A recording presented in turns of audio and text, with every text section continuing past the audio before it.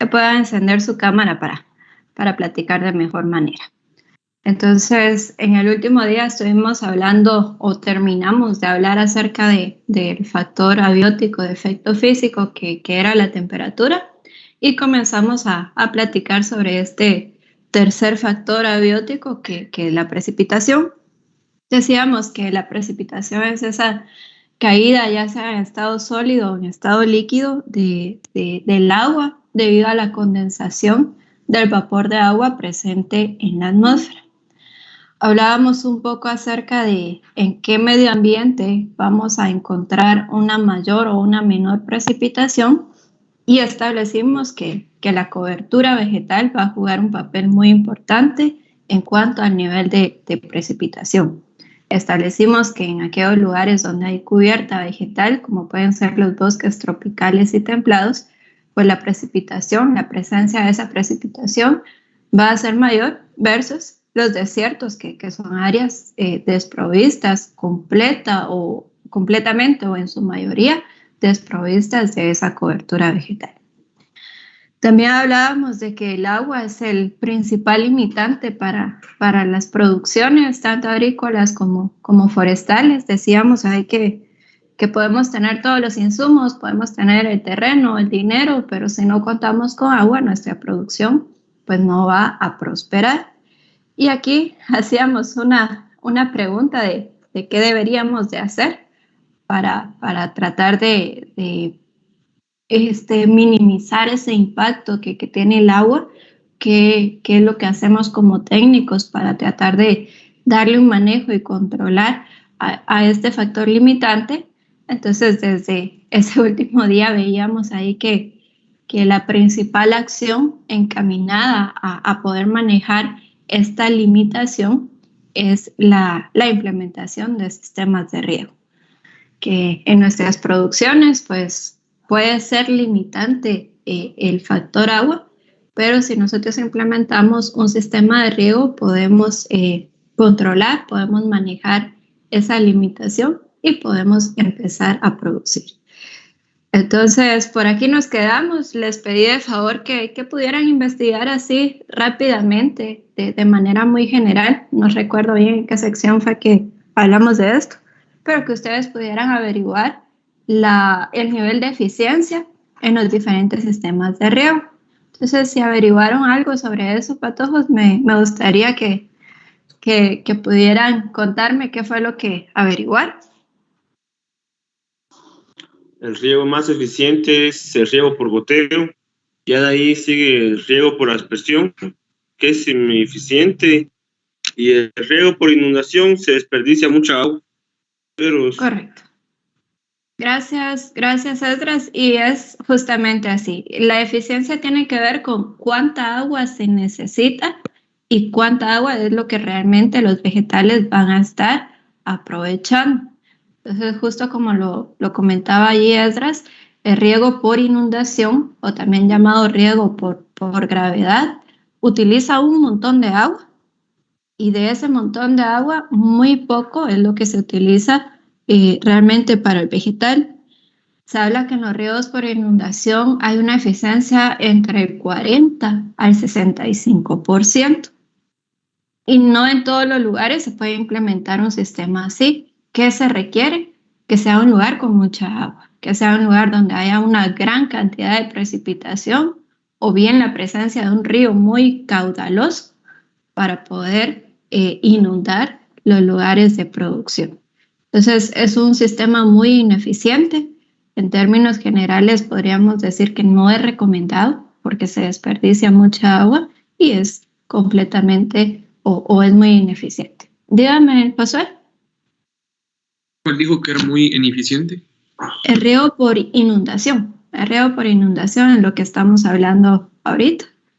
Que si queremos ver números, se habla de una eficiencia entre el 40 al 65%. ¿Qué quiere decir esto? Que el total del agua utilizada, solo un 40 o 65% es utilizada por los vegetales. Luego tenemos el riego por aspersión, que es lo que vemos aquí. El riego por aspersión va a tener una eficiencia un poco mayor, una eficiencia que va más o menos del 80 al 85%. Este ya es un sistema mucho más eficiente, como lo podemos ver. Sin embargo, siempre existe ahí una pérdida, ¿verdad? Existe ahí una cantidad de agua que no va a ser completamente utilizada. Entonces, entre el 80 al 85%, este sistema por aspersión lo vemos en algunos sistemas productivos como la caña de azúcar, que son grandes extensiones de terreno, y esto viene a ser de los sistemas más utilizados bajo estas producciones. Dentro de los sistemas de riego por aspersión existe una modalidad que es microaspersión. Lo que hace es reducir el tamaño de la gota. La gota es mucho más pequeñita y al reducir el tamaño de la gota, el sistema se vuelve más eficiente. En los sistemas de riego por microaspersión se habla de una eficiencia entre el 85 al 90%. Es decir, hay que casi que todo el agua que se utiliza va directamente a la planta y va directamente a los procesos que requiere la planta. Entonces, es un sistema mucho más eficiente. Y como nos comentaba Esdras, el sistema más eficiente es el sistema de riego por goteo. Allí se habla de una eficiencia entre el 90 al 95%. Si se dan cuenta, no hay un sistema que sea completamente eficiente. Siempre van a existir algunas pérdidas, pero el sistema por goteo, la pérdida es menor, entre el 90 al 95%. Allí va liberando gota por gota y eso es lo que lo vuelve más eficiente, que se evita el desperdicio de agua. Entonces, para ir concluyendo esta parte, recordemos, agua, principal limitante, es decir, que puede llegar a ser un factor que va a determinar el nivel de producción que tengamos, pero lo podemos manejar, podemos controlar eso mediante la implementación de un sistema de riego. Bien, ¿preguntas? Bueno, entonces pasemos a lo siguiente, siempre hablando de la precipitación. Hay un término denominado humedad relativa. La humedad relativa es la relación que existe entre la cantidad máxima de vapor de agua que puede retener el aire y la cantidad que está siendo retenida en ese momento a una determinada temperatura. Entonces lo vamos a ver así. Imaginemos que el aire en sí, la atmósfera es este contenedor. Entonces este contenedor tiene un volumen determinado y a este contenedor le cabe toda esta cantidad de vapor de agua, porque ese es el volumen del contenedor y todo eso podría estar contenido. Entonces, ¿qué es la humedad relativa? Es relacionar esta cantidad máxima de vapor de agua versus lo real. A determinada temperatura el aire va a contener solo cierta cantidad de vapor de agua. Eso es la humedad relativa. ¿Cuánto realmente está reteniendo de vapor de agua ese aire en esa temperatura específica? Entonces, la humedad relativa se mide en porcentajes. Se mide, podemos hablar de, por ejemplo, 50% de humedad relativa. ¿Qué quiere decir eso? Tal como lo vemos en esta ilustración, vean, hay una capacidad máxima que puede retener el aire, que es lo que está aquí en rojo, pero en ese momento el aire, por las condiciones ambientales, únicamente está reteniendo el 50% de su capacidad. Eso es un 50% de humedad relativa. El aire solo está conteniendo el 50% de vapor de agua que podría retener. Si les pregunto yo, ¿qué significa un 100% de humedad relativa? Con sus palabras, ¿cómo dirían que un lugar tiene el 100% de su humedad relativa? ¿Cómo lo verían ustedes? Inundado tal vez. Nublado, sí, la presencia de una niebla, ¿verdad? Así se vería una humedad al 100%. La presencia de llovizna o niebla. Cuando hay mucha humedad en el ambiente, que comienza a precipitarse, pero no una lluvia, digamos, una lluvia fuerte, sino que esa presencia de llovizna, o bien cuando vemos la neblina. Eso sería un 100% de humedad relativa. Eso tiene que ver con la precipitación, ya que cuando el aire se llena de vapor de agua, es cuando comienza a precipitarse, es cuando comienza la caída del agua, ya sea en forma sólida o en forma líquida. ¿Preguntas? Dígame, Melanie. O sea que las nubes, cuando empieza a llover, su espacio se ponen al 100% de humedad relativa.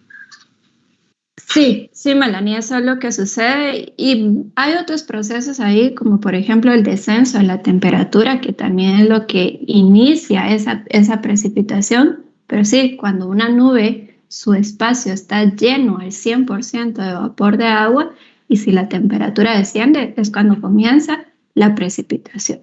Si la temperatura no desciende, entonces las nubes se pueden quedar cargadas y únicamente vamos a ver esa presencia de llovizna o neblina. Josué. La humedad relativa es la cantidad que puede tener de vapor de agua al aire y después como que la relación con la que tiene en ese momento. Es la relación. Realmente una humedad relativa, cuando decimos relación, recuérdense que es una división. Lo que vamos a colocar es la cantidad de vapor de agua que el aire está reteniendo en ese momento, partido la cantidad máxima que podría retener. Por eso es que la humedad relativa la medimos por medio de un porcentaje. Son términos ahí que deben de ir asociando con conceptos matemáticos. Entonces, relación es una división, ¿verdad? Es el contenido real de vapor de agua que tiene el aire en ese momento, partido el vapor, la cantidad teórica, ¿verdad? La cantidad máxima que podría retener. Entonces, aquí seguimos hablando de humedad relativa. Quiero que vean lo siguiente, no le pongan atención a los números, ¿oyeron? No es necesario que vayan apuntando esos valores de temperatura, únicamente los números están ahí para que ustedes vayan viendo la relación entre la temperatura y la humedad relativa. Dice que a una temperatura dada, aquí son 10 grados, esta es la cantidad máxima de vapor de agua que puede retener el aire. Entonces, la cantidad máxima está representada con este círculo. Y como está lleno, se dice que hay un 100% de humedad relativa. Vean, no hay más espacio ahí, todo está lleno con vapor de agua. Pero vean qué sucede cuando aumenta la temperatura. Cuando aumenta la temperatura, recordemos que las partículas se expanden. Entonces, ¿qué pasa con el aire? Se expande.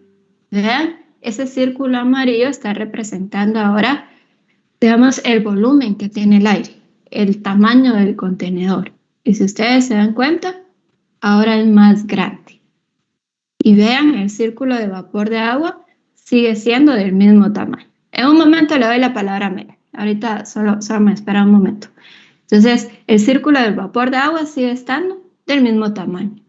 Por lo tanto, ahora el aire a esa temperatura, su humedad relativa es de 52%. ¿Qué pasó? A mayor temperatura, el aire va a ocupar un mayor espacio, va a tener un mayor espacio para poder ser llenado por gases como el vapor de agua. Y vean, si sigue aumentando la temperatura, cada vez hay mayor espacio, pero si nos damos cuenta, el círculo de vapor de agua sigue estando del mismo tamaño. Por lo tanto, aquí la humedad relativa es menor.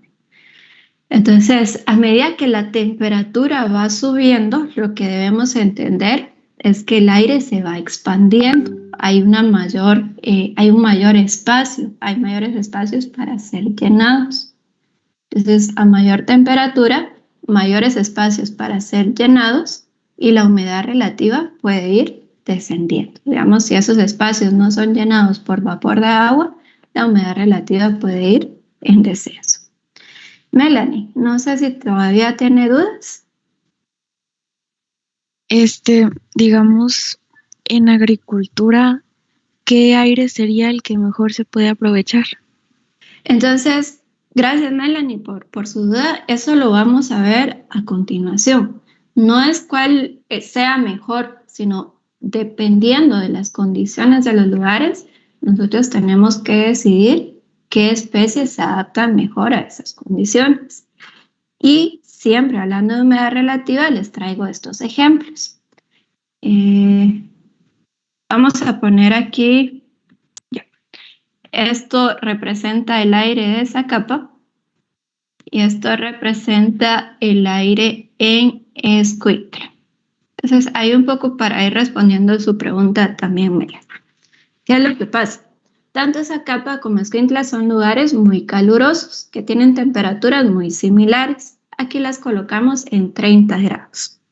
Esto quiere decir que el volumen del aire o el espacio que puede ocupar el aire en ambos lugares es muy similar porque la temperatura es muy similar. En algunos lugares como Zacapa, el aire no alcanza o no llega a llenarse completamente de vapor de agua. Entonces, en estos lugares la humedad relativa es menor. Mientras que en otros lugares, como en Escuintla, aparte de que la temperatura es muy alta, la humedad también. El aire tiene una capacidad de estar reteniendo mayor cantidad de vapor de agua. Entonces, aquí vienen algunos dichos que posiblemente ustedes han escuchado de que el calor de Zacapa es un calor seco y el calor de Escuintla es un calor húmedo, que uno anda ahí sudando y anda todo pegajoso, es principalmente por ese contenido de humedad, esa presencia del vapor de agua en el aire. Mientras que en Zacapa, pues podemos igual estar sudando porque la temperatura es muy alta, pero tiende a ser un calor mucho más seco debido a esa baja cantidad de vapor de agua. Entonces, para ir contestando a la pregunta de Melanie, hay algunas plantas, hay algunas especies que se adaptan mejor a las condiciones de Escuintla, alta temperatura y alta humedad, y hay algunas otras especies que se adaptan a las condiciones de Zacapa, alta temperatura, pero baja humedad. Entonces, no es que un aire sea mejor que otro, sino que hay especies adaptadas a esas condiciones. Josué. Entonces la humedad relativa nunca va a ser constante.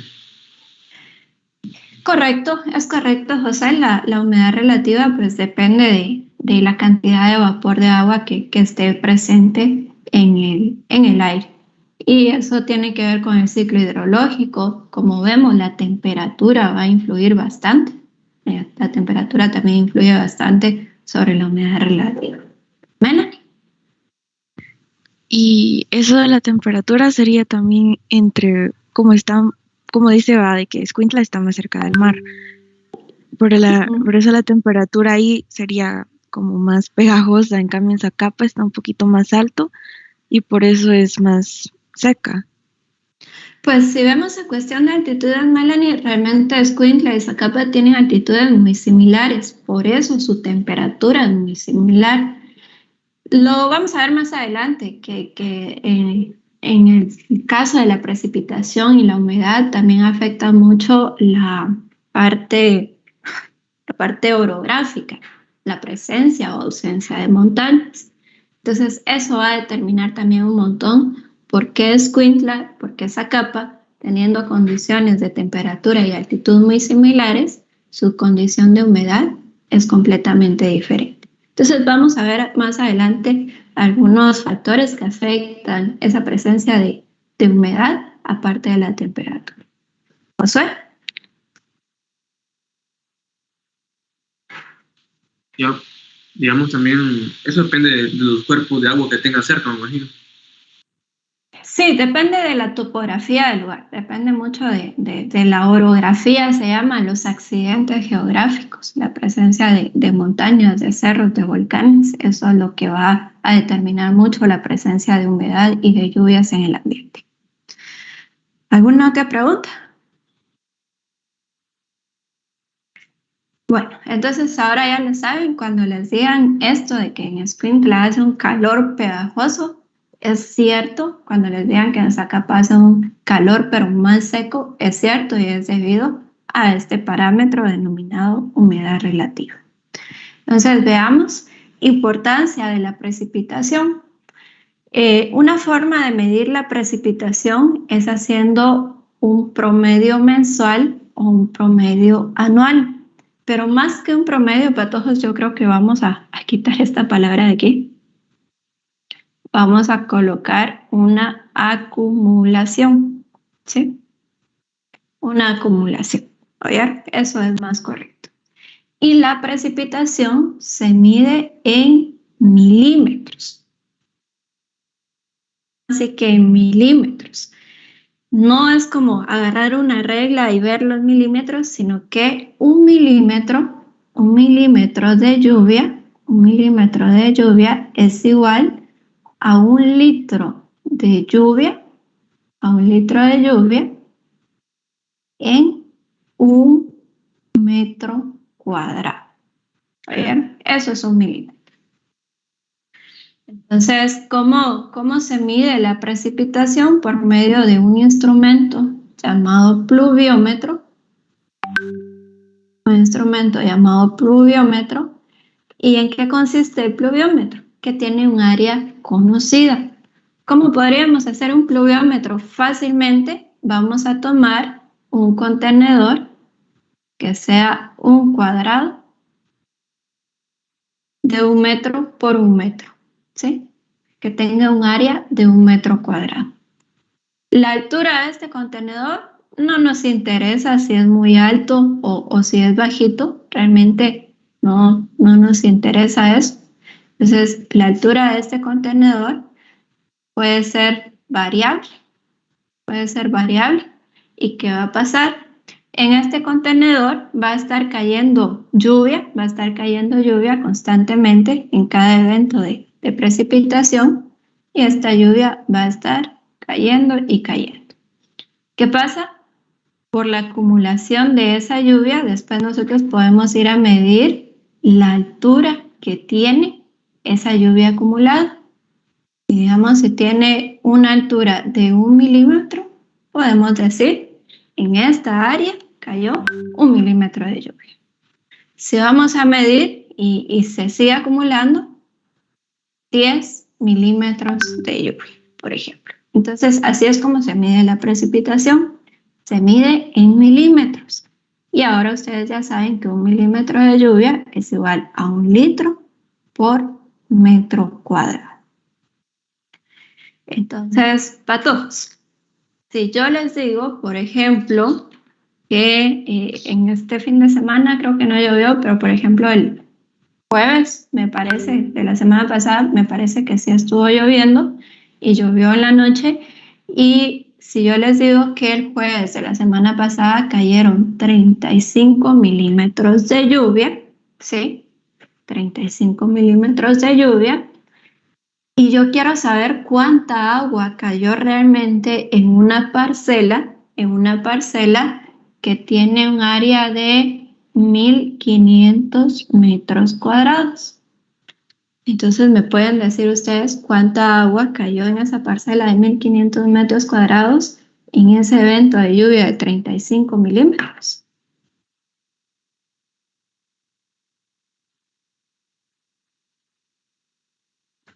$52.500 litros. Caerían 52.500 litros. 52.500 litros. 52.500 litros. Gracias. Yo no lo he hecho. Vamos a ver. Si yo tengo 35 milímetros de lluvia, yo sé que eso equivale a 35 litros por metros cuadrados.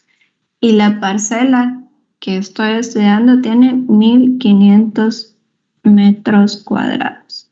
Entonces, elimino metros cuadrados y me queda litros. Y eso me decían ustedes que son 32.500. ¿Es correcto? Sí. 52. 52.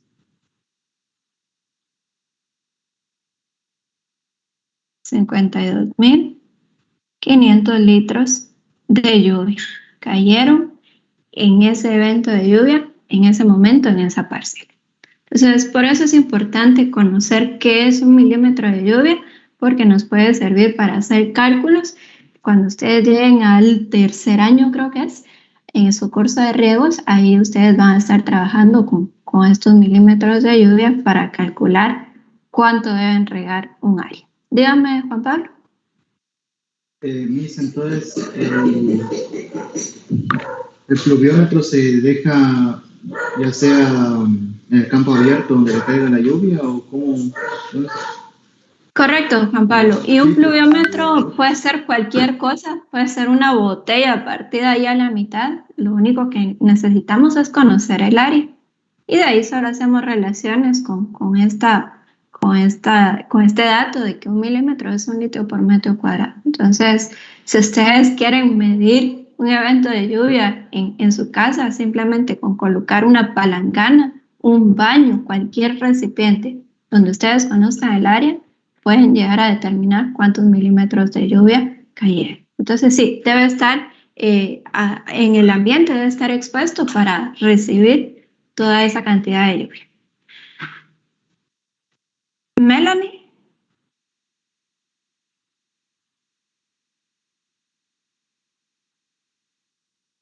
Espérate, ahorita no tengo la mano levantada, ingeniero. Bueno, está bien. Entonces, hablábamos ahí de esto, de la importancia de la precipitación. Ahí se recuerdan que esto es una acumulación, ¿verdad? Entonces, durante todo un mes vamos a ir sumando cuántos milímetros cayeron diariamente y al mes nosotros podemos dar un dato, tantos milímetros mensuales o tantos milímetros al año. Es una acumulación, ahí se recuerdan de eso. La distribución de las lluvias en el terreno, recordamos que un poco de lo que les había mencionado, la topografía juega un papel bien importante en cuanto a la distribución de las lluvias. Necesitamos ahorita le doy la palabra a José, no necesitamos un gran accidente geográfico, una gran montaña, un gran volcán para darnos cuenta de eso. Por ejemplo, en la escuela, en algunas ocasiones estábamos cerca del módulo de cultivos extensivos, en plantaciones, posiblemente ahí ya había empezado a llover y en donde están las aulas en la escuela todavía no había llovido. Entonces, la composición es la configuración del terreno tiene que ver mucho en cómo se distribuyen las lluvias. Josué tenía su manita levantada. Entonces, digamos, nosotros como poner ahí una palangana o algo, ya solo llevamos una regla, supongamos, y medimos los milímetros de lluvia que cayeron. Sí, pero la palangana tiene que tener un área conocida. Ahora, si ustedes tienen una subpalangana de 1 metro cuadrado exacto, pues ahí ya la hicieron, ya solo miden la altura.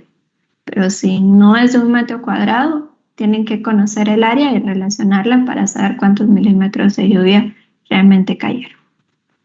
¿Y cómo podemos relacionar esa área con los milímetros de lluvia que cayeron?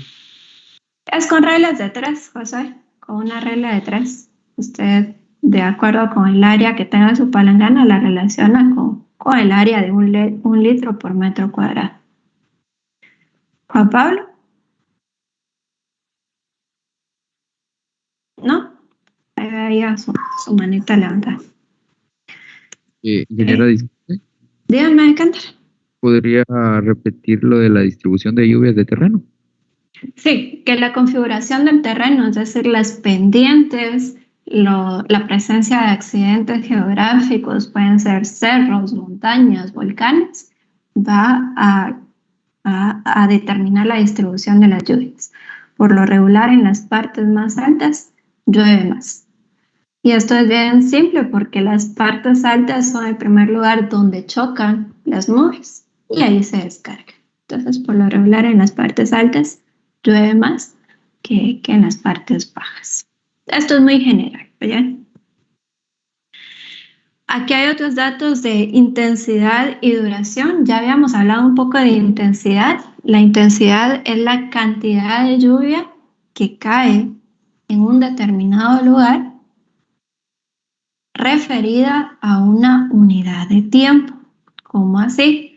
Yo les dije que el jueves llovió 35 milímetros, pero solo se los dije así. Esa es la cantidad de lluvia. Pero si ahora yo les digo 35 milímetros por hora, esa es una intensidad. ¿Sí? Esa es una intensidad. Entonces, es la cantidad de precipitación referida a una unidad de tiempo. Vean, no es lo mismo 35 milímetros por hora a 35 milímetros por mes. ¿En dónde o en cuál de las dos opciones hubo mayor precipitación? ¿En A o en B? En la A, correcto, porque en muy poco tiempo cayó una gran cantidad de lluvia. Eso es intensidad, entonces, cantidad referida a una unidad de tiempo, siempre hablando de un lugar determinado. Y la duración, pues, tiene varios conceptos, o lo podemos entender de diferentes maneras. El tiempo que dura un evento de lluvia, por lo regular los eventos de lluvia normales duran unos minutos, duran media hora, ¿sí? Duran minutos. Hablando de eventos extraordinarios, como el caso de huracanes, como el caso de ciclones, pues ahí los eventos de lluvia duran días, incluso semanas. Y la duración también la podemos entender como la época de la presencia de las lluvias, la época seca y la época lluviosa. Entonces la duración hace referencia a ese periodo de tiempo en el cual están presentes eventos de lluvia. De igual manera, relacionado con esto está la disponibilidad, y la disponibilidad sí se refiere más que todo a lo último que les decía, a esa época, ¿verdad? En Guatemala sabemos que existen dos épocas bien marcadas en el año, la época lluviosa que va más o menos de mayo a octubre y la época seca que va más o menos de noviembre a abril. Entonces esa es la disponibilidad, saber cuándo va a llover y cuándo no va a llover. ¿Preguntas? Miss, disculpe, la precipitación mensual o anual, ¿le puede repetir, por favor? La precipitación mensual o anual es una acumulación. Cada día se va a ir tomando el registro de los milímetros y al final del mes hacemos una suma. Al final del año hacemos una suma. ¿Josué? ¿Cuándo dijo que era la época lluviosa y la seca? La época lluviosa más o menos comienza en mayo y se va terminando ahora en octubre, y la época seca de un año para otro, ¿verdad? Comienza en noviembre y termina más o menos en abril. ¿Cristian? Ingeniera, disculpe, ¿me podrías Sí, la disponibilidad es saber cuándo va a llover y cuándo no. Entonces, esto está más relacionado con las épocas en Guatemala, la época seca y la época lluviosa. Que de acuerdo a eso, nosotros vamos a planificar algunas actividades. Pues si sabemos en qué meses llueve, vamos a aprovechar para sembrar, establecer plantas. Si sabemos cuándo no llueve, vamos a aprovechar para saber cuándo llueve y cuándo no. Josué. ¿Y duración sería, qué sería? La duración nos decía que está relacionado con el tiempo que se prolonga o el tiempo en el que dura un evento de lluvia. La duración más que todo va a estar relacionada a horas o minutos o bien semanas cuando los eventos son extremos. ¿Alguna otra pregunta? Entonces, sigamos. El último efecto abiótico, no, el último factor abiótico de efecto físico es el viento. Y aquí vamos a ver que es bastante sencillo. En el caso del viento se refiere a las corrientes de aire que se producen en la atmósfera por los cambios de presión. Esta es una definición así bien del libro de física, patojos, y así lo vamos a ver. Las corrientes de aire que se generan en la atmósfera por los cambios de presión.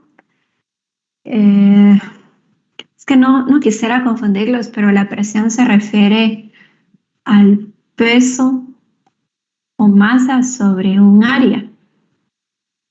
Y si estamos hablando de la atmósfera, pues ese peso en sí es del aire, ¿verdad? Del aire que está sobre un área. La temperatura puede hacer que se expanda o bien que se contraiga. Entonces eso también va a hacer variar el peso y por lo tanto la presión atmosférica en cada lugar. Y debido a esos cambios en la presión, así se generan las corrientes de aire. Crystal. Sí. Es que veía su manita levantada, no sé si tenía alguna pregunta. No. Está. Entonces, viento, ese sí es un concepto así como les digo, bien literal de qué es el viento. Y lo que podemos ver en la imagen es lo siguiente, que debido a esos cambios de presión, y recordemos aquí lo que habíamos hablado de la temperatura hace que se expanda o que se contraiga el aire. Vean, el aire caliente por lo regular se va para arriba y el aire frío se viene para abajo. Entonces, eso es lo que genera el viento. Esos movimientos de las diferentes masas de aire, ya sea una masa de aire caliente o una masa de aire frío, que se van meneando, que se van empujando, eso es lo que provoca el viento. ¿Preguntas?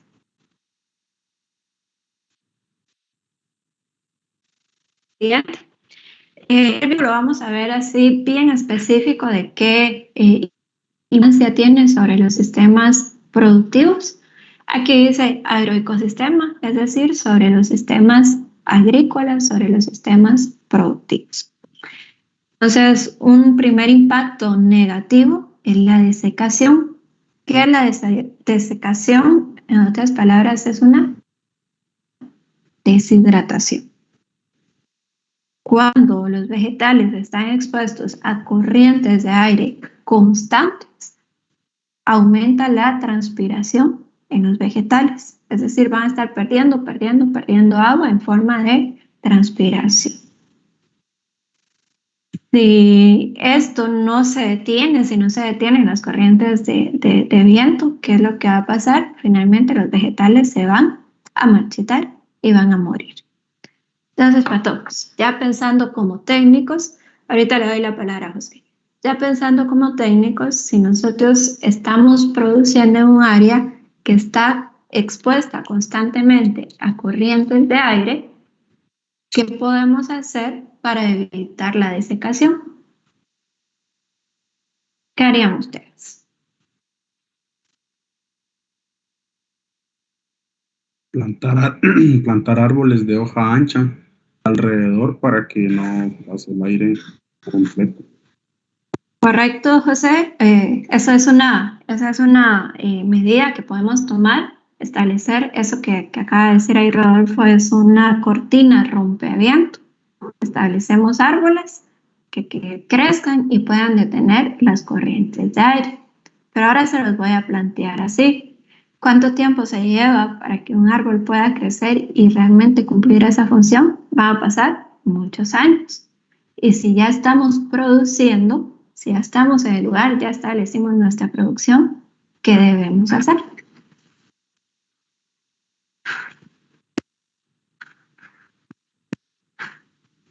Ingeniera, la instalación de algunos microtúneles.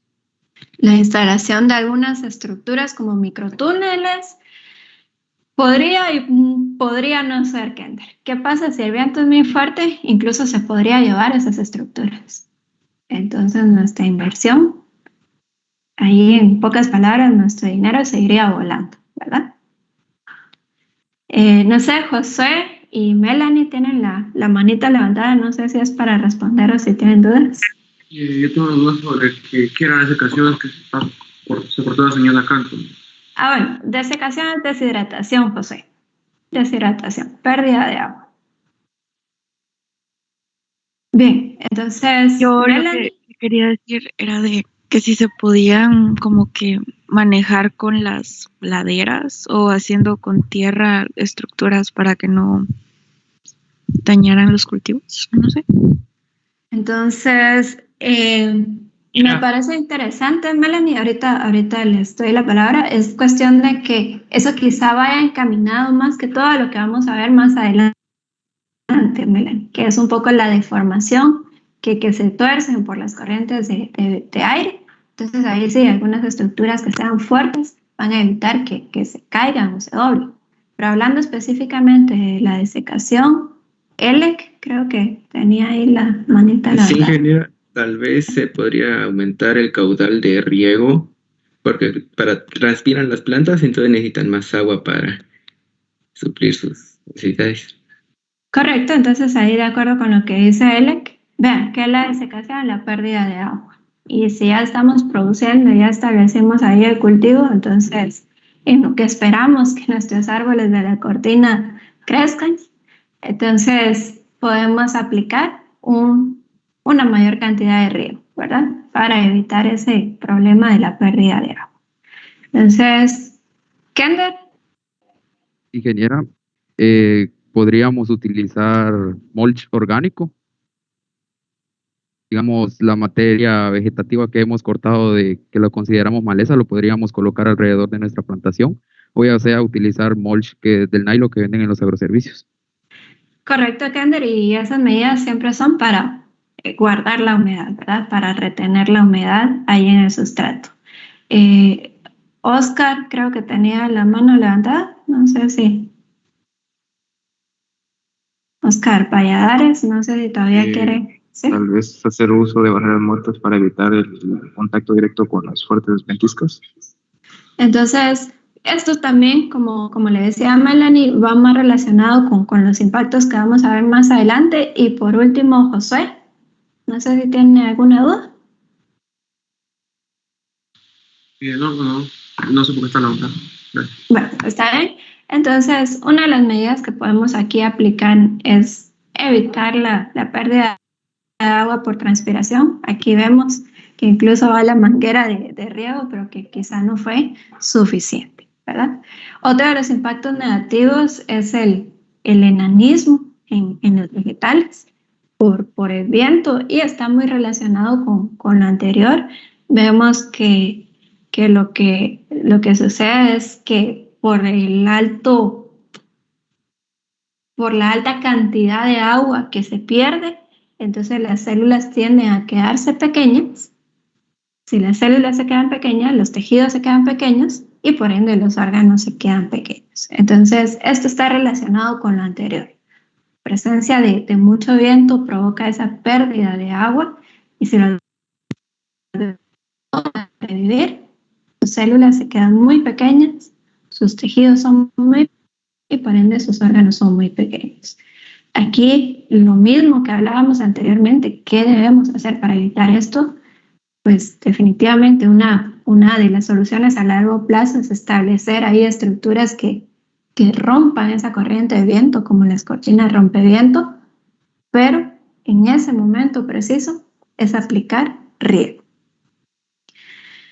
Otro impacto negativo, y ahora sí, de acuerdo con lo que hablaban Oscar y Melanie, está la deformación de los cultivos. Si constantemente ¿qué va a pasar con los vegetales? Se van a ir doblando, se van a ir torciendo de acuerdo a la dirección del viento. Entonces, ¿qué debemos hacer aquí? Establecer estructuras fuertes que puedan sostener a esos vegetales. Y justo lo que decían Melanie y Oscar es desde el sustrato, como asegurarnos que esos vegetales estén bien anclados al sustrato, estableciendo algún tipo de barrera, pero asegurarnos de que la raíz está bien anclada. Y otra de las actividades que podemos hacer para evitar la deformación es lo que vemos aquí, que esta es una actividad llamada tutoreo.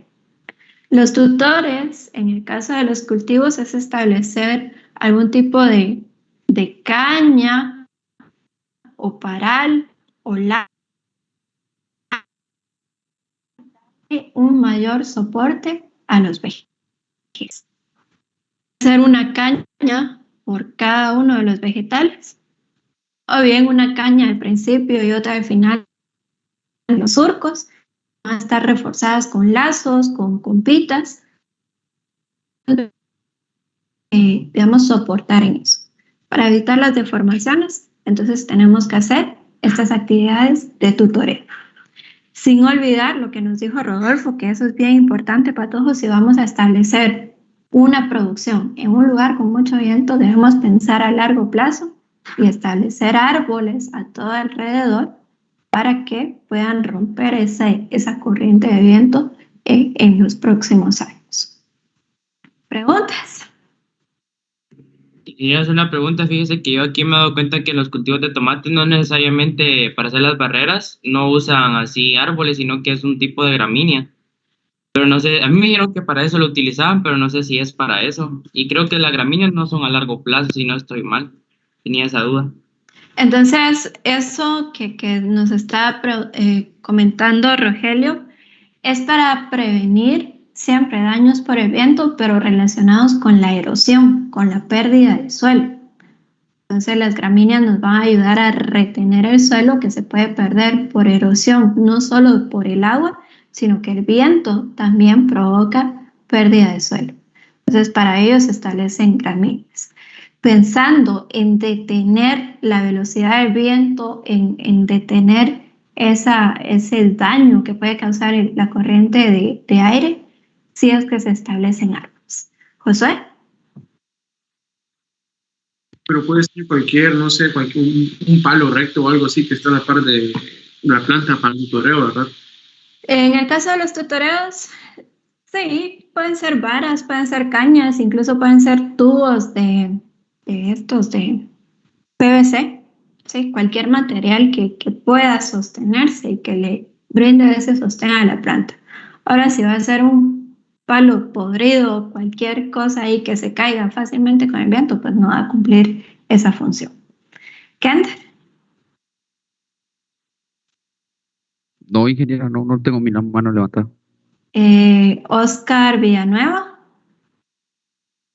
Lo de tutoreos es lo que pasa en la milpa, ¿verdad? Para que el maíz hace de tutor para alguna leguminosa. Correcto. El maíz sirve como un tutor para los frijoles. Es correcto, Oscar. Josué. No tengo mi mano levantada, ingeniero. Bueno, ahí me aparecen manitas levantadas para todos, por eso les comento. Otro de los daños o impactos negativos del viento es algo conocido como acame. Este es un término bien específico. Si buscamos qué es el acame, es un daño provocado por el viento, en el que un viento hace lo que estamos viendo en la imagen. Bota toda una producción, tumba toda una plantación, principalmente en cultivos anuales.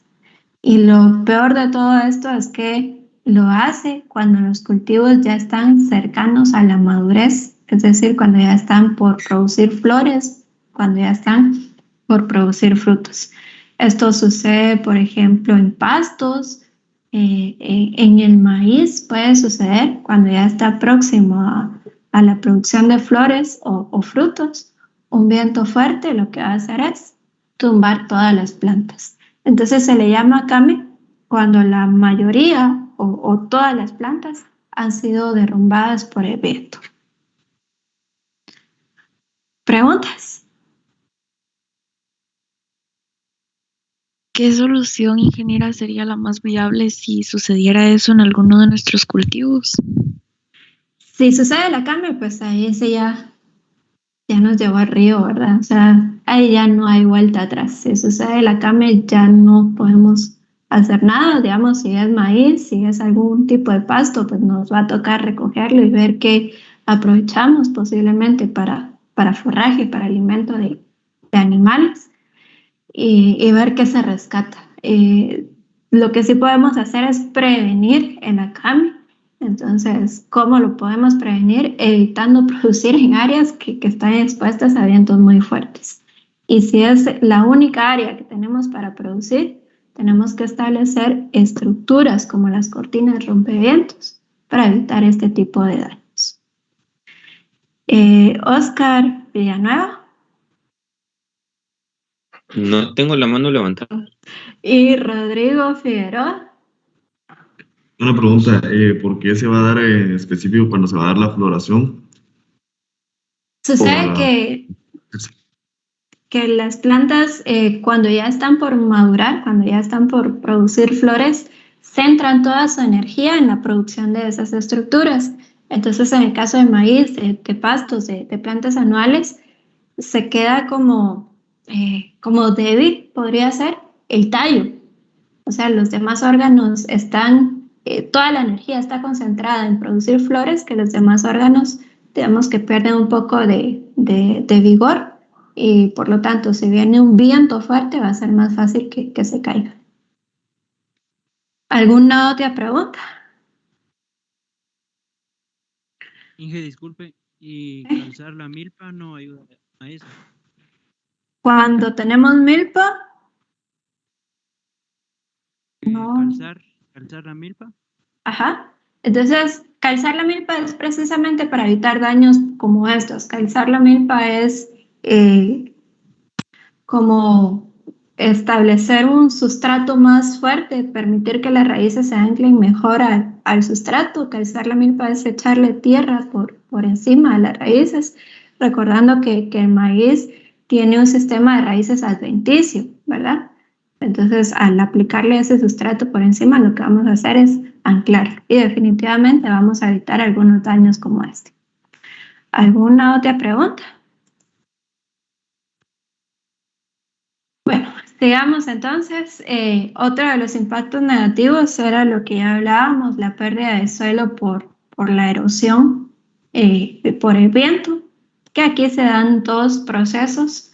El viento lo que va a hacer es desprender partículas de algunas partes, digamos, más altas y posteriormente el viento va a ir transportando esas partículas a las partes más bajas. Y esto era lo que nos hablaba Rogelio. Para evitar la pérdida de suelo se establecen barreras vivas como a la orilla de la pendiente, perpendicular a la pendiente, establecer pastos. Entonces el suelo se va a quedar ahí retenido. Eso es otro impacto negativo del viento. ¿Preguntas?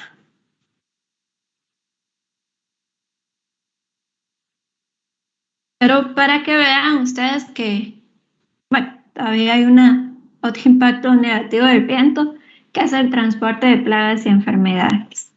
El viento puede diseminar en la acción de transportar partículas de enfermedades o de insectos de un lugar a otro. Entonces, por el viento, algunos insectos que causan daños a los cultivos, por el viento se pueden transportar de un lugar a otro. Enfermedades principalmente hongos que se producen por medio de esporas. Las esporas son muy pequeñas que por el viento se van a poder transportar de un lugar a otro. Entonces, algunas plagas pequeñas como, por ejemplo, las arañas, los ácaros, pueden fácilmente transportarse por el viento. Las arañas y ácaros no poseen alas, pero por el viento se pueden ir de un lugar a otro. Y en el caso de las enfermedades, como les decía, los hongos, los que provocan rollas, por sus esporas se pueden ir de un lugar a otro.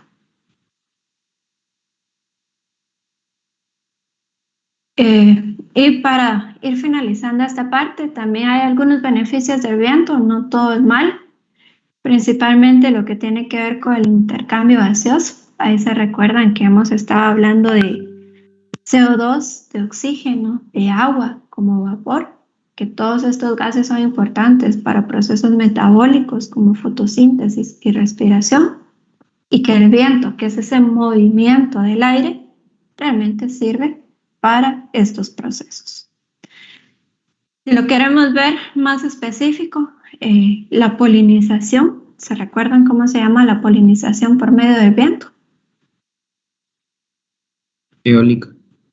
Eólica, puede ser, pero hay otro concepto. Entomófila y anemófila. Anemófila.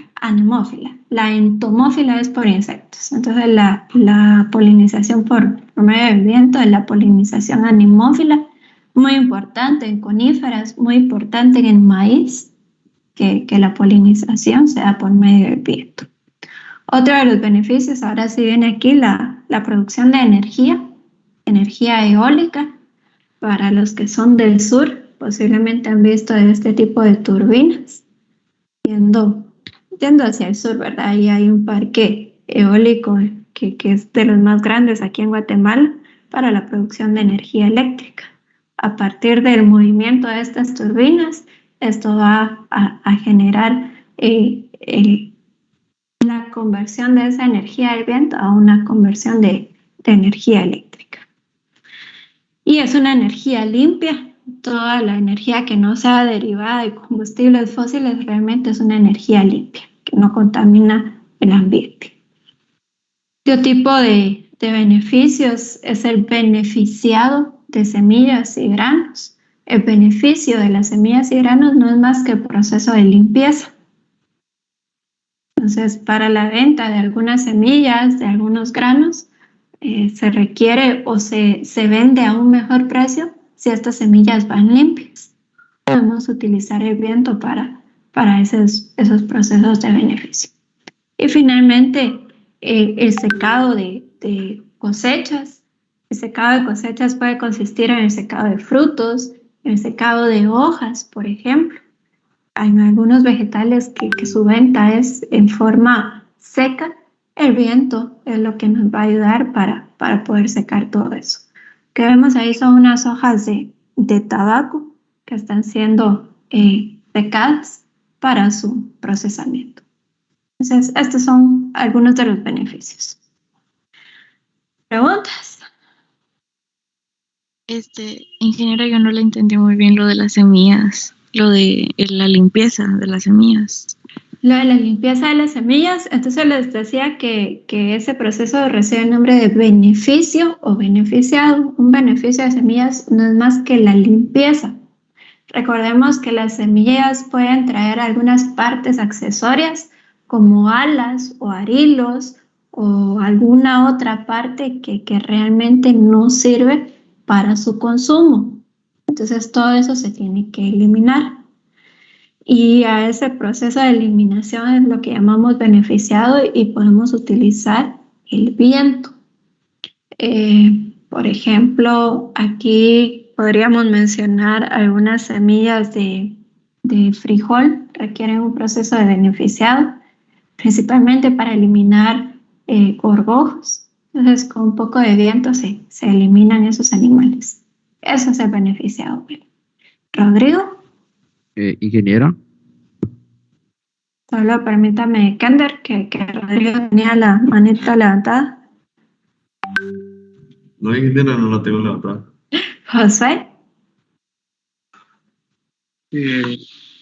Entonces, se me olvidó que le iba a decir, Luis. Bueno, lo que se recuerda, Kender. Sí, solo para añadir o pregunta más que todo, esto ocurre también al igual que la soya, que requiere como que un soplado, por así decirlo. Correcto. Muchas de las leguminosas requieren esa limpieza. No sé quién me habló, pero Juan Pablo sigue. Solo una cosita antes de terminar esto, ingeniera. por ejemplo, en el arroz, que se le quita la cascarilla de arroz para el sustrato, eso es a lo que se refiere el beneficiado, solo para que me quede bien claro. Correcto, eso es Mela. En muchos cereales, y gracias por mencionar el arroz, muchos cereales, también el trigo, en la avena, ahí también se hace ese beneficiado. Juan Pablo.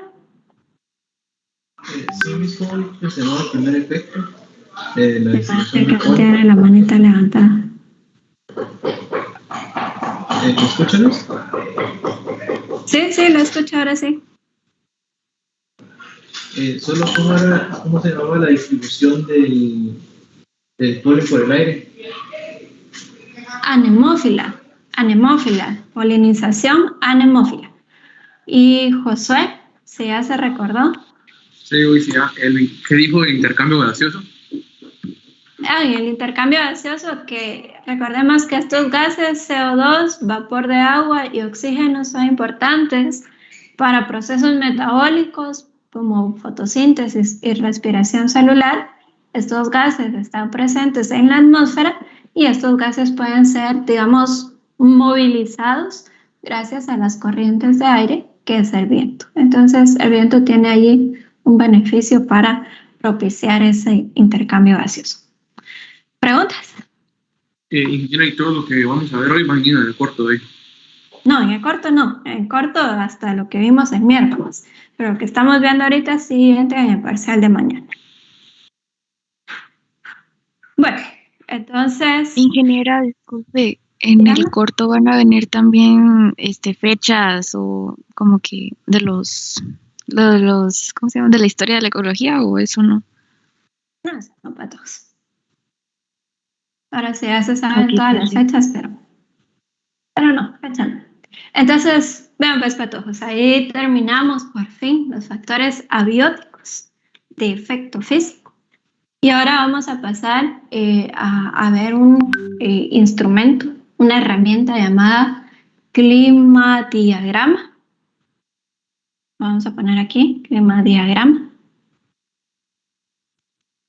O también lo podemos encontrar como climograma. Esto es una forma gráfica de estudiar dos factores abióticos de efecto físico que vimos, que son la temperatura y precipitación. Entonces, si quieren ustedes una definición de climadiagrama o climograma, únicamente es una forma gráfica de estudiar la temperatura y la precipitación de un lugar determinado. Eso es. Para ello, les pedimos ahí que tuvieran a la mano una regla, calculadora. Si tienen hojas, pues en hojas, si no, en su cuaderno, está bien, para poder hacer lo siguiente. Entonces, vamos a tratar de ir despacio. Yo creo que tenemos tiempo para que todo lo vayamos haciendo al mismo tiempo. Van a ver que son puras reglas de 3 patojos, ahí suma, resta, multiplicaciones y divisiones, y que para algunos esto es bien fácil, para algunas personas esto es bien sencillo, pero para otras personas no tanto. Entonces, sin ninguna pena, sin ningún tipo de problema, patojos, si algo no les queda claro, pregunten, porque sí es bien importante que esto lo entiendan. Entonces, habiendo dicho esto, vean, vamos a ver la importancia del climadiagrama. Este es un cuadro de datos donde están los meses del año, la temperatura y la precipitación de un lugar. Si nosotros vemos esa tabla, vemos un montón de números y no es tan fácil distinguir cuál es el mes más caluroso, no es tan fácil distinguir cuál es el mes más lluvioso o cuál es el mes más seco. O sea, vemos la tabla y realmente no nos dice nada. Entonces, ¿qué es lo que vamos a hacer? Vamos a traducir esta información de la tabla en una forma gráfica. Entonces, para que a ustedes les quede ahí registro y ustedes puedan entender bien esto al momento que estén estudiando, les pido de favor que copien la tabla así rapidito. Están los meses del año, la precipitación, vean, en milímetros, y esa es una precipitación mensual, lo que dijimos, una acumulación. Todos los milímetros que llovieron durante el mes se suman y eso es lo que se presenta. En el caso de la temperatura, lo que estamos viendo es una temperatura promedio. ¿Cómo se saca esto? Cada día se toma la temperatura de promedio del día y de ahí se hace un promedio de todas las temperaturas durante el mes. Esto es para que ustedes hagan la diferencia. En precipitación se hacen sumas, se acumulan, pero en el caso de la temperatura se hacen promedios.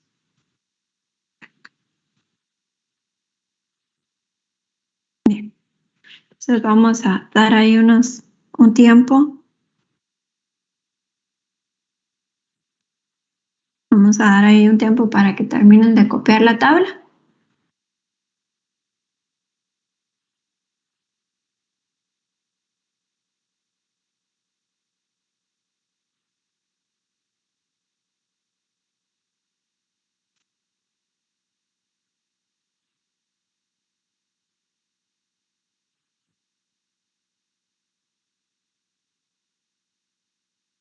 Y bueno, entonces ahí ya dimos un minuto y lo primero que vamos a hacer en su hoja o en su cuaderno es lo siguiente.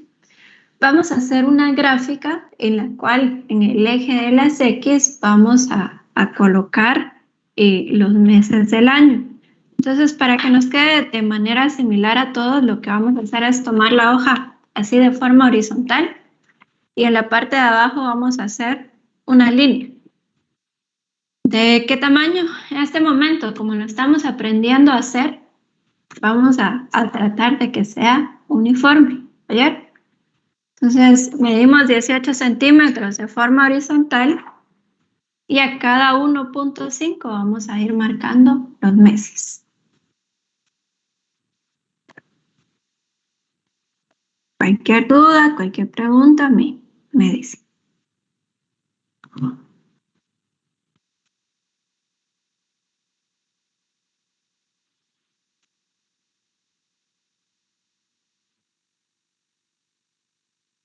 Después la línea, ¿cómo la vas a fragmentar? ¿Cada 0.5 o cada uno? Cada 1.5. 1.5 enero, 3 febrero, 4.5 marzo y así se van. De 1.5 en 1.5. Y eso les da un total de 18 centímetros de largo.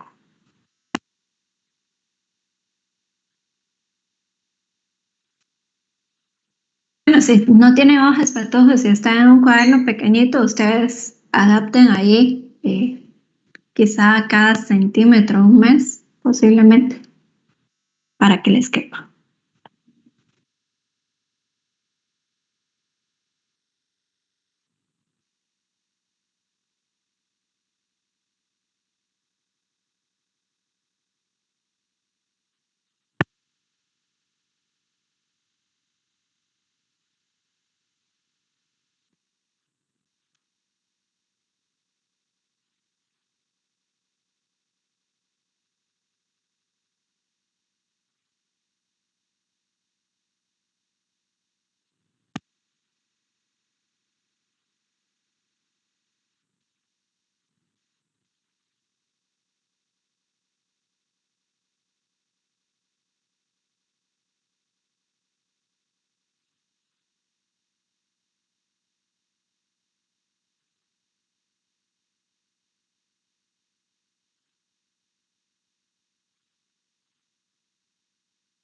Bueno, ya dibujaron esa línea para todos, todavía les falta.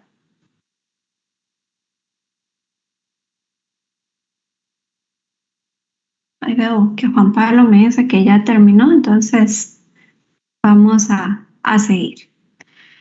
A continuación, Kendall también ya terminó. A continuación, lo que vamos a hacer es ver, en el caso de la precipitación, busquemos el dato más alto. ¿Ya lo localizaron ustedes? ¿Ya vieron cuál es el dato más alto en la precipitación? 322. 22, que es en el mes de junio, ¿verdad? Entonces, ¿cómo vamos a hacer para graficar? Buscamos el dato más alto y luego medimos el espacio que nosotros tenemos en la hoja. Vean, en esta diapositiva yo tengo aquí 13 centímetros. Entonces, ¿qué es lo que voy a hacer? Voy a dividir esos 322, que es el valor más alto, dividido en los 13 centímetros que tengo disponibles en el papel y me da un valor de 24.76. ¿Qué quiere decir esto? Que yo voy a dibujar la línea de precipitación a cada 25 milímetros, ¿verdad? Porque me dio 24.76, entonces lo redondeo, lo aproximo a números que sean manejables. Y me voy a ir de 25 en 25 hasta llegar a este valor que contiene el valor más alto. Entonces, yo les propongo una de dos cosas. Que lo trabajen así como lo están viendo en la diapositiva. Si ustedes tienen el espacio, entonces miden sus 13 centímetros y se van a cada centímetro, le asignan 25 milímetros de lluvia. Si no tienen el espacio, ¿qué es lo que deben hacer? Van a dividir este valor más alto, 322, y lo van a dividir en el espacio que ustedes tengan disponible en su hoja. Y van a saber a cuánto equivale cada centímetro en el papel. ¿Preguntas?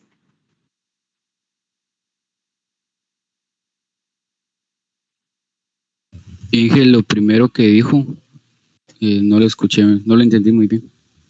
Lo que deben hacer es localizar el valor más alto de precipitación, que en este caso es 322, y eso lo dividen entre el espacio que tengan disponible en su hoja o cuaderno. Yo tengo ahí disponible 13 centímetros, entonces 322 dividido 13 da 24.7.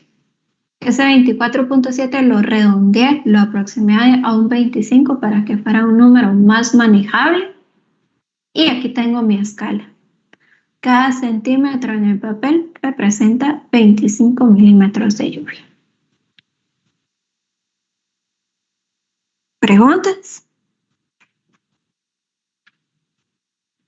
¿Me escuchas? ¿Cuál era la escala que era? Un centímetro equivale. Rodrigo, dígame, por favor. ¿Cuánto dijo que era en la escala? Dijo, un centímetro equivale a... Aquí a 25 milímetros de lluvia. Vean, aquí está. Un centímetro en el papel, un centímetro en la diapositiva, equivale a 25 milímetros de lluvia. No sé si alguien más tenía dudas. Carlos. Sí, una duda. Yo lo que hice fue que lo dejé espaciado de 1.5 centímetros y a cada uno le coloqué siempre el valor de 25 milímetros. ¿Eso está bien? Si cabe en su hoja, sí. Recuerde que al final tiene que tener aquí un valor de 325, ¿verdad? Para que pueda usted graficar todos los datos. O sea, si el último valor que usted graficó contiene al valor más alto de precipitación, no hay ningún problema. Ok, y luego de eso, ya solo para redondearlo, digamos, tendría que, si en caso mi línea midió 17 centímetros, por ejemplo, los 322 lo divido por 17 y eso ya lo redondeo a un número entero, digamos, para allá. Okay. Correcto. El valor más alto que tengan lo dividen entre el espacio disponible y ese resultado lo van a redondear, lo van a aproximar a un número que sea manejable. ¿Alguna otra pregunta?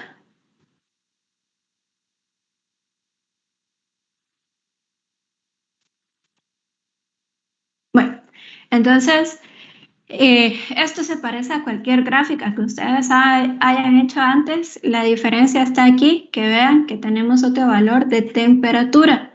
¿En dónde vamos a graficar esa temperatura? En el mismo espacio. ¿Cómo vamos a graficar la temperatura? De la misma forma. Localizamos el valor más alto, que yo creo que es 14.8, y podemos hacerlo de la misma forma. Ese 14.8 lo dividimos entre el espacio disponible, que en el otro lado también son 13 centímetros. Entonces 14.8 dividido 13 da 1.13. Siempre redondeamos a un número que sea manejable, entonces yo lo redondeé a 1.2. En este lado, la escala me quedó que cada centímetro equivale a 1.2 grados de temperatura. Ojo, no vayan a hacer que su hoja aquí, por ejemplo, midió 13 centímetros, pero como la temperatura es menor, aquí solo le voy a dar 10. No, esto tiene que ser igual. Si de este lado usamos 13 centímetros, de este lado también usamos 13. ¿Y cómo encontramos la escala? Dividiendo el valor más alto, 14.8, que es en este caso, dividido el espacio disponible. Y ese valor que nos da lo redondeamos, lo aproximamos a un número superior y así es como obtenemos esta escala.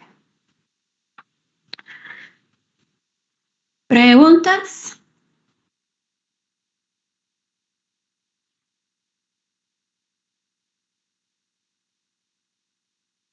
Dije, ¿cuánto le dio en la escala? Cuando divido 14.8 dividido 13 me da 1.13. Entonces lo aproximé al 1.2, que es lo que tenemos aquí abajo, 1.2. ¿Preguntas? Carlos, no sé si tiene preguntas. Sí, solo era la pregunta que yo no había visto bien cómo lo había colocado, pero coloqué la precipitación del lado derecho y que si es al revés, ¿verdad? Pues no importa, la verdad es que no importa si va del lado derecho o del lado izquierdo. Me hizo una duda, ¿cómo le hizo para calcular la precipitación? De la misma forma, la precipitación, buscamos el valor más alto de precipitación, que es 322, y lo dividimos entre el espacio disponible que tenemos en el papel, 322 dividido 13, y eso nos da un valor de 24.7. Ese 24.7 lo aproximé a 25 para que fuera un número manejable y de esta forma tengo que 1 centímetro en el papel representa 25 milímetros de precipitación.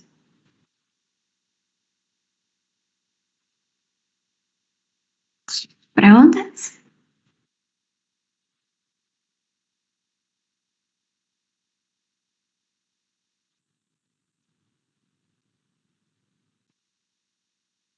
¿Dudas, patojos?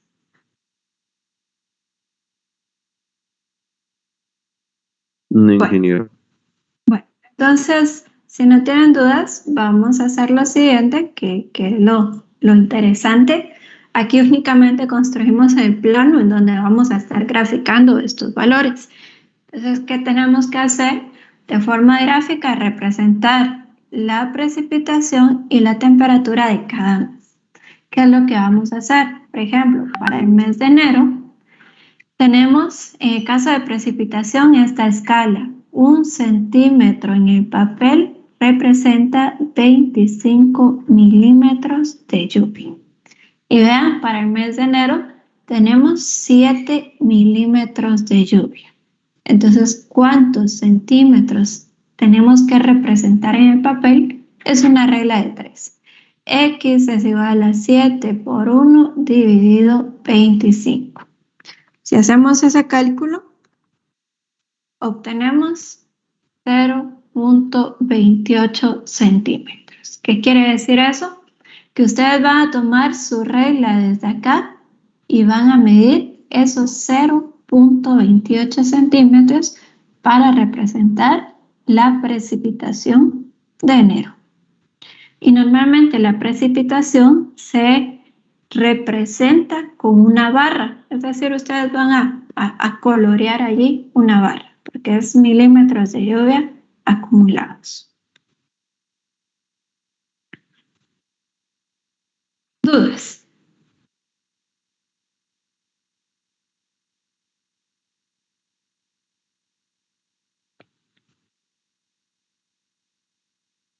¿Podría volver a explicar, ingeniera, por favor? Solo déjeme ver, ya. Entonces, se los voy a explicar nuevamente con el mes de febrero. Nuevamente, yo tengo la escala, esa es constante, 1 centímetro en el papel, representado o representa 25 milímetros de lluvia.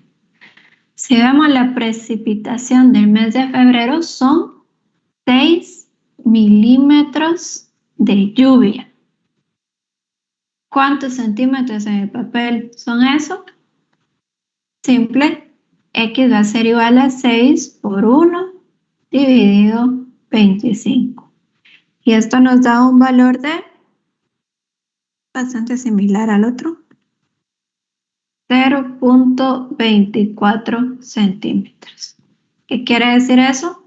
Que nosotros donde está febrero tomamos la regla y medimos 0.24 centímetros y dibujamos esa barra.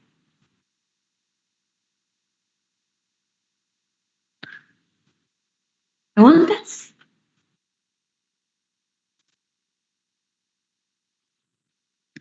Un último ejemplo de precipitación. Voy a borrar eso que está ahí para todos.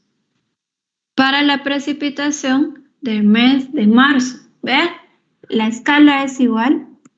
La escala es 1 centímetro en el papel. Son 25 milímetros de lluvia.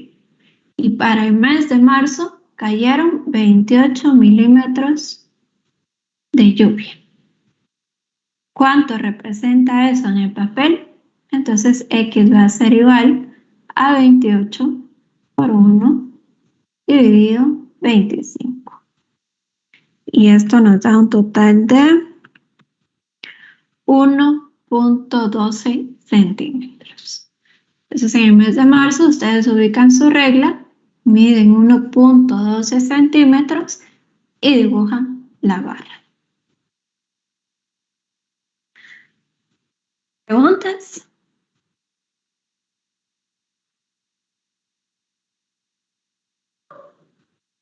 ¿Dudas para todos?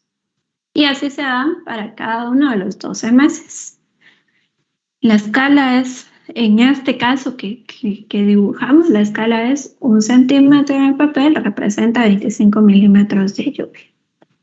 Si ustedes utilizaron valores diferentes, tienen que ver cuál es la escala que tienen en sus hojas. ¿Preguntas?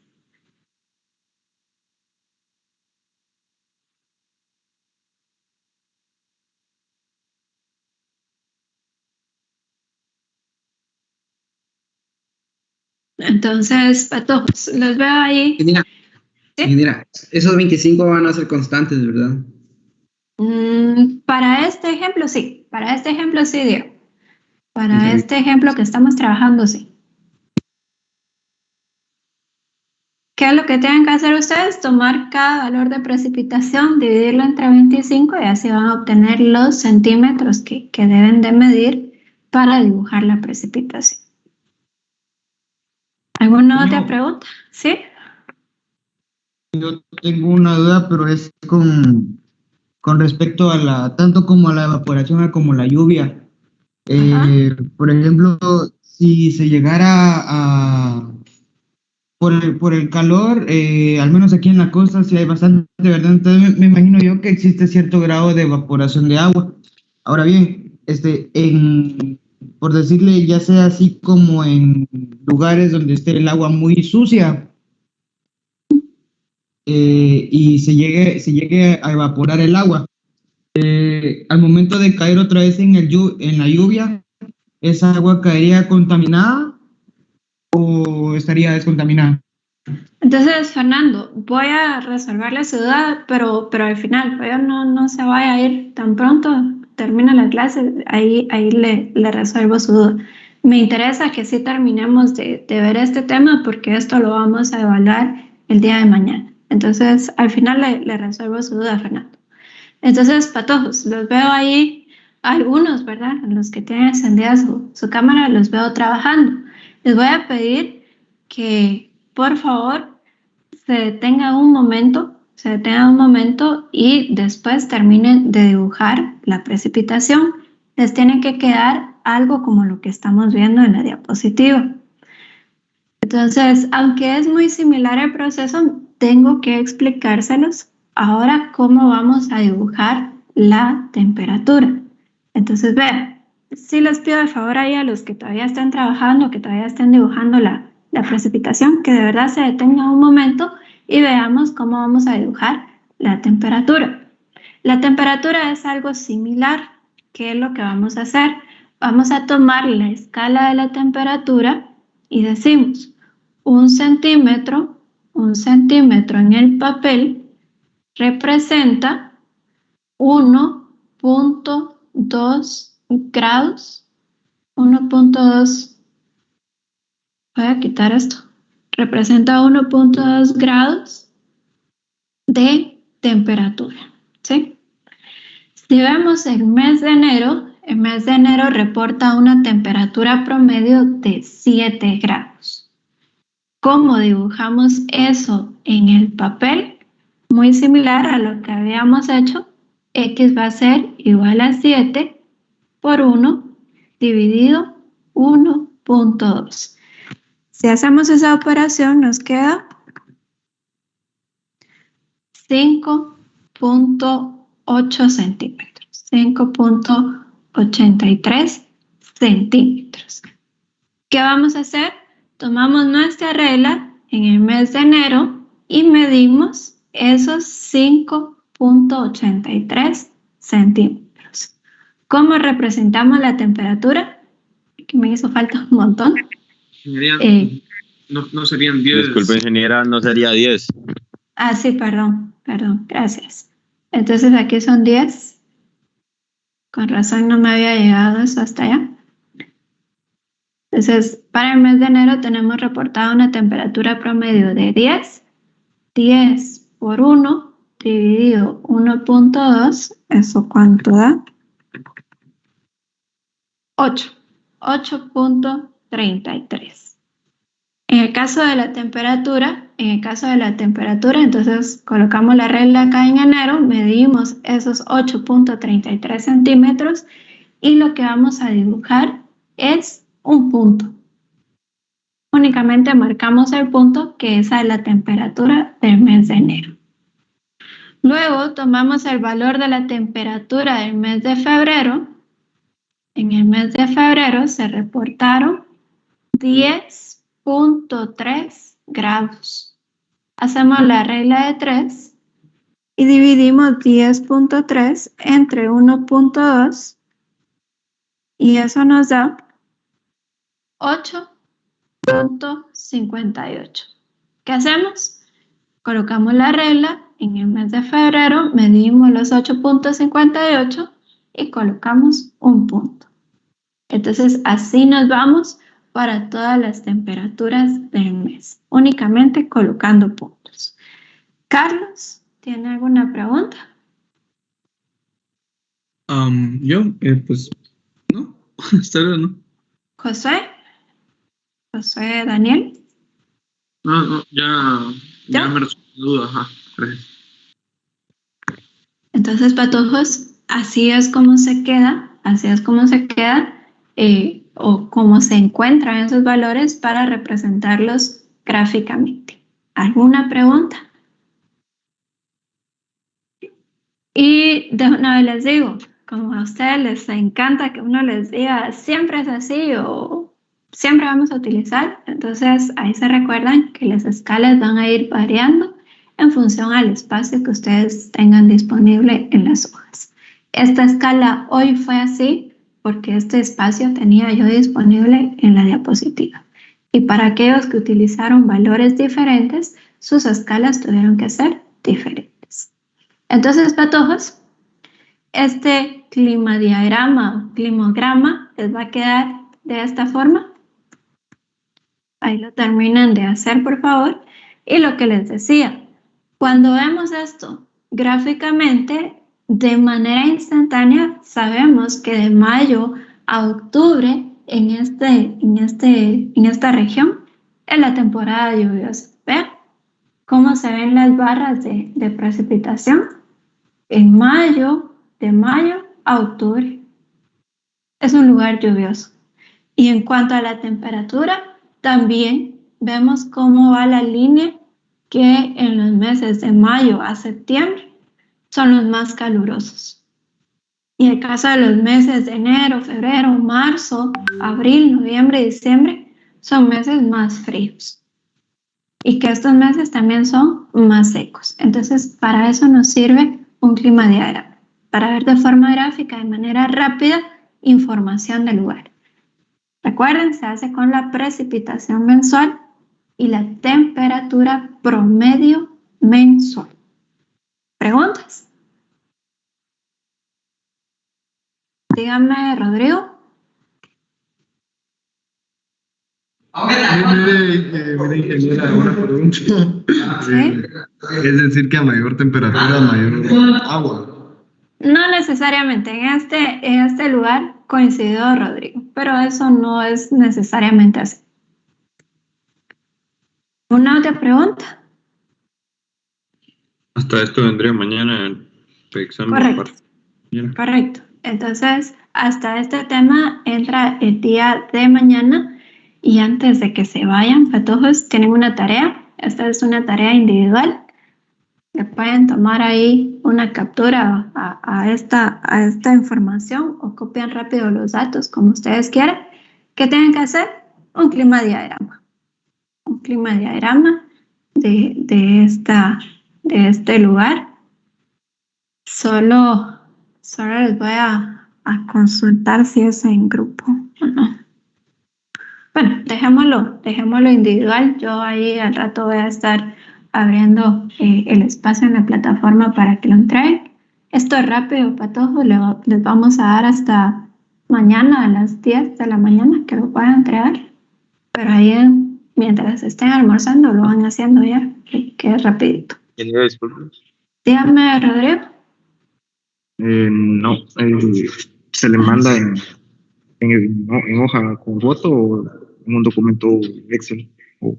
Es un documento PDF. En la plataforma preferimos documentos de PDF, entonces le toman una foto, lo pegan ahí en un archivo de Word y lo convierten en PDF. ¿Oye?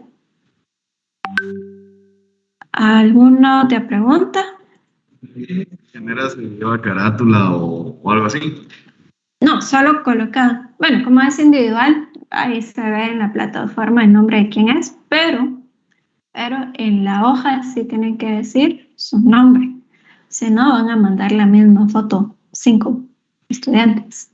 Entonces ahí se aseguran de colocar su nombre sobre la gráfica. ¿Oye? ¿Qué? Una pregunta, los cálculos también los colocamos, ¿verdad? No, únicamente el climadiagrama, ¿oye? Solo el climadiagrama es lo que vamos a estar revisando. Y esto es para todos, ¿oyeron? Para ambas secciones. No se vayan a creerlos de la de que no es para ellos, es para todos. ¿Alguien más? Fue a las 3 el corto, ¿verdad, ingeniera? Eso, gracias por recordarme. Ayer que estábamos en tutorías, alguien me dijo que tienen clases de inglés. ¿Ustedes tienen clases de inglés? Sí, ingeniera, porque nos hace falta un curso. Sí tienen, Leslie, sí. Sí. Bueno, ¿a qué hora se termina su clase de inglés? No nos dice, solo nos dice que a las 3 empieza, pero no tenemos un tiempo para la clase. ¿Cómo así no han empezado a llevar clases o...? Una vez, pero como en la presentación dijo que solo 40 minutos y que las clases iban a ser irregulares. Ya entiendo. Entonces, miren, pues, patojos, para que quedemos en algo fijo, a las 5 de la tarde vamos a hacer el examen corto. Solo me confirman, los que están en la escuela, ¿tienen problema con el horario de la cena a las 5 de la tarde? No, ingeniera. No, ingeniera. No, Entonces quedamos así, a las 5 de la tarde es el examen corto para todas las secciones. ¿Oye? ¿Alguna otra pregunta?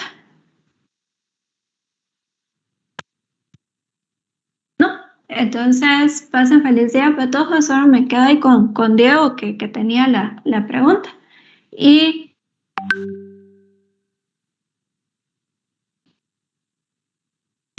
feliz día, se cuidan. Feliz inicio de semana, ingeniera. Gracias, igualmente, se cuidan. Feliz día. Adiós. Feliz día, se cuidan.